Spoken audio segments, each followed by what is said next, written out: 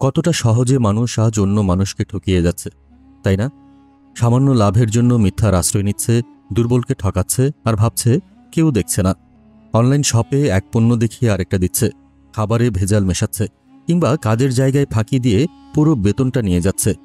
কিন্তু মহান আল্লাহ কি সত্যিই দেখেন না? এই ধোঁকা ও প্রতারণার বিরুদ্ধে ইসলাম কত কঠোর। আজকের আলোচনায় আমরা পবিত্র কোরআন ও সহিহ হাদিসের আলোকে জানব, যারা মানুষকে ঠকায় তাদের দুনিয়া ও আখিরাতে কি কি ভয়াবহ পরিণতি অপেক্ষা করছে।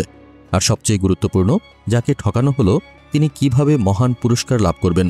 চলুন যাত্রা শুরু করা যাক। বিমানের টিকিট নিয়ে চিন্তিত?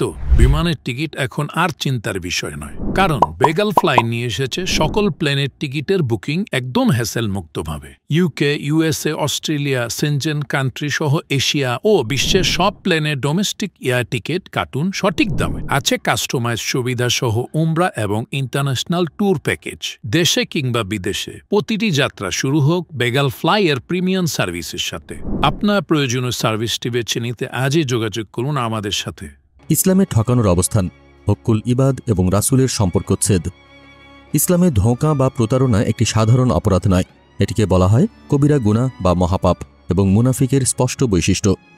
ঠকানোর এই অপরাধটিকে শরীয়তের পরিভাষায় বলা হয় হক্কুল ইবাদ বা বান্দার হক নষ্ট করা। আলেমগণ বলেন, বান্দার হক এতটাই কঠিন যে আল্লাহর হক যেমন নামাজে ত্রুটি তওবা দ্বারা মাফ হতে পারে, কিন্তু বান্দার হক সেই বান্দা ক্ষমা না করা পর্যন্ত আল্লাহ ক্ষমা করেন না। হাদিস 1, রাসূল সাল্লাল্লাহু আলাইহি ওয়াসাল্লামের সাথে সম্পর্কচ্ছেদ। তিনি বলেছেন, যে ব্যক্তি আমাদের ধোঁকা দেয় সে আমাদের দলভুক্ত নয়। সহিহ মুসলিম। এই শিক্ষা আমাদের জানিয়ে দেয়, ধোঁকাবাজ ও প্রতারকের সাথে ইসলামের আদর্শের কোনো সম্পর্ক নেই। এটি এতই ভয়াবহ যে রাসূল সাল্লাল্লাহু আলাইহি ওয়াসাল্লাম তাকে নিজের উম্মত বলেও স্বীকার করতে দ্বিধা করেছেন। এই অপরাধটি মূলত বান্দার হক নষ্ট করার অপরাধ। ঠকানোর দুনিয়ার পরিণতি ও বর্তমান সমাজের বাস্তব উদাহরণ। যারা মানুষকে ঠকায় তারা হয়তো সাময়িক লাভ করে, কিন্তু তাদের পরিণতি তারা দুনিয়াতেই ভোগ করতে শুরু করে। কারণ ধোঁকা এখন শুধু ওজন বা মাপের মধ্যে সীমাবদ্ধ নেই, এটি আমাদের দৈনন্দিন জীবনের প্রতিটি স্তরে ছড়িয়ে পড়েছে। 1, ডিজিটাল প্ল্যাটফর্মে ধোঁকা ও আমানতের খিয়ানত। প্রযুক্তির প্রসারের সাথে সাথে প্রতারণার ক্ষেত্রও বেড়েছে। একসময় মাপের দাঁড়িপাল্লায় কম দেওয়া হতো, আজ স্মার্টফোনের স্ক্রিনে বিশ্বাসের ওজন কম দেওয়া হয়। অনলাইন বিজ্ঞাপনে ঝলমলে ছবি দেখিয়ে যখন নিম্নমানের বা নকল পণ্য ডেলিভারি দেওয়া হয়, অথবা প্রি অর্ডার নামে টাকা নিয়ে পণ্য না দেওয়া হয়, এটি হলো আমানতের সুস্পষ্ট খেয়ানত। এর পরিণতি, এই প্রতারকদের পরিণতিতে আল্লাহ দুনিয়াতেই তাদের উপার্জনের বরকত, শান্তি ও কল্যাণ সম্পূর্ণভাবে তুলে নেন। সেই টাকা হয়তো বাড়ে, কিন্তু তাতে শান্তি বা কল্যাণ থাকে না। এই হারাম সম্পদ তাদের জীবনকে মানসিক অস্থিরতা এবং পারিবারিক সমস্যায় জর্জরিত করে তোলে। 2, খাদ্যে ভেজাল, জীবন নাশের হুমকি। প্রতারণার যে রূপটি মানুষের জীবন ও স্বাস্থ্যের ওপর সরাসরি আঘাত হানে তা হল খাদ্যে ভেজাল মেশানো। যখন আমরা খাবার কিনি তখন কেবল দাম দেই না, আমরা মূলত সুস্থভাবে বেঁচে থাকার জন্য ভরসা করি। অথচ সামান্য অতিরিক্ত লাভের আশায় একদল মানুষ আমাদের বিশ্বাসকে বিষে পরিণত করছে। যখন কেউ খাবারের মতো মৌলিক জিনিসে ভেজাল মেশায় তখন তা শুধু আর্থিক ক্ষতি করে না, এটি মানুষের স্বাস্থ্যের ওপর, শিশুদের ভবিষ্যতের ওপর এবং গোটা জনস্বাস্থ্যের ওপর এক চরম আঘাত হানে। হাদিস 2, ভেজা শস্যের ঘটনা থেকে শিক্ষা। একদিন রাসূলুল্লাহ সাল্লাল্লাহু আলাইহি ওয়াসাল্লাম বাজারের মধ্য দিয়ে যাচ্ছিলেন। তিনি একটি খাদ্যশস্যের স্তূপের কাছে থামলেন এবং নিজের হাত স্তূপের ভেতরে প্রবেশ করালেন। আঙুল তুলে দেখেন ভেতরে শস্যগুলো ভিজে গেছে, কিন্তু ওপরের অংশ শুকনো পরিচ্ছন্ন। রাসূল সাল্লাল্লাহু আলাইহি ওয়াসাল্লাম তখন সেই বিক্রেতাকে জিজ্ঞেস করলেন, হে খাদ্যের মালিক, এটা কি? বিক্রেতা যখন কারণ হিসেবে বৃষ্টির কথা জানালো, তখন আল্লাহর রাসূল সাল্লাল্লাহু আলাইহি ওয়াসাল্লাম যে কথাটি বললেন তা যেন হাজার বছরের সব ব্যবসায়ীর জন্য এক সতর্কবাণী। তিনি বললেন, তুমি ভেজা অংশ উপরে রাখলে না কেন, যাতে লোকেরা দেখতে পেত? যে প্রচারণা করে সে আমার দলভুক্ত নয়। সহিহ মুসলিম। 3, কর্মক্ষেত্রে দায়িত্বে অবহেলা ও মিথ্যা কসম। কর্মক্ষেত্রে একজন কর্মচারী যদি তার পুরো সময় ও শ্রম না দেন কিন্তু পুরো বেতন গ্রহণ করেন, তবে তিনি তার মালিককে ঠকাচ্ছেন। ঠিক তেমনি একজন সরকারি কর্মকর্তা যদি ঘুষ নিয়ে ফাইল আটকে রাখেন, তবে তিনি লক্ষ লক্ষ নাগরিকের হক নষ্ট করছেন। এই কাজগুলো মূলত বান্দার হকের খেয়ানত। যদি এই প্রতারণার ক্ষেত্রে কেউ আল্লাহর নামে মিথ্যা কসম করে তবে তা আরও ভয়াবহ। হাদিস 3, সামান্য হকের জন্য মিথ্যা কসম।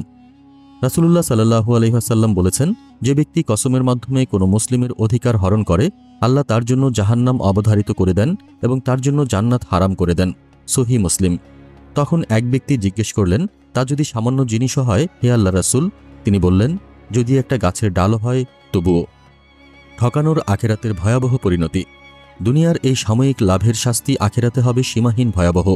কিয়ামতের দিন প্রতারকের সমস্ত পাপের হিসাব হবে অত্যন্ত কঠোরভাবে। কোরআনের হুঁশিয়ারি, মাপে কম দেওয়া এবং ধ্বংস। আল্লাহ সূরা মুতাফফিফিনে ওজনে কম দেওয়ার ব্যাপারে কঠোর হুঁশিয়ারি দিয়েছেন। আল্লাহ বলেন, ধ্বংস তাদের জন্য যারা মাপে কম দেয়। তারা কি চিন্তা করে না যে তারা পুনরুত্থিত হবে সেই মহাদিনে, যেদিন মানুষ দাঁড়াবে বিশ্ব পালনকর্তার সামনে? সূরা মুতাফফিফিন আয়াত 1 থেকে 6। কিয়ামতের দিনের দেউলিয়াত্ব বা মুফলিস। কিয়ামতের দিন প্রতারকের সবচেয়ে ভয়াবহ পরিণতি হল দেউলিয়া হওয়া। নিঃসন্দেহে কিয়ামতের দিনের দেউলিয়াত্ব বা মুফলিস হল প্রতারকের জন্য সবচেয়ে ভয়াবহ পরিণতি। হাদিস 4, দেউলিয়া বা নিঃস্ব বা মুফলিস।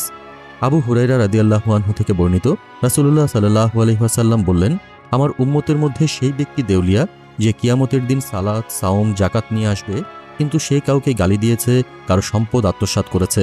তখন পাওনাদারদের পাপ তার উপর চাপিয়ে দেওয়া হবে, অতঃপর তাকে জাহান্নামে নিক্ষেপ করা হবে।